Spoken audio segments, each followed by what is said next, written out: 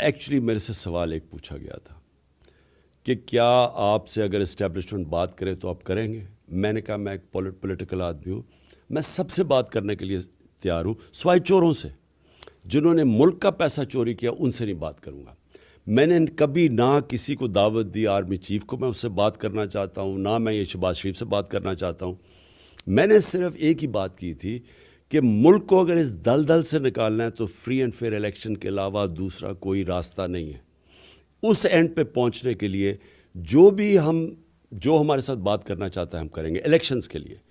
جہاں تک یہ اسٹیٹمنٹ چل رہی ہے کہ جی کوئی بات کرنا چاہتا ہوں میں آرمی چیف سے, دیکھیں میں اسٹیبلشمنٹ کا مجھے کوئی ضرورت کسی کی نہیں ہے. جب پاکستان کی عوام ایک پارٹی کے ساتھ کھڑی ہو جائے, جب اسٹیبلشمنٹ بھی ایک طرف ہو, 12 پارٹیز بھی ایک طرف ہو, الیکشن کمیشن بھی ایک طرف ہو, اور آپ 37 میں سے 30 الیکشن جیت جائیں تو آپ کے ساتھ عوام کھڑی ہے, تو آپ کو کوئی پراپس کی اور کوئی وثاقیوں کی ضرورت نہیں ہے.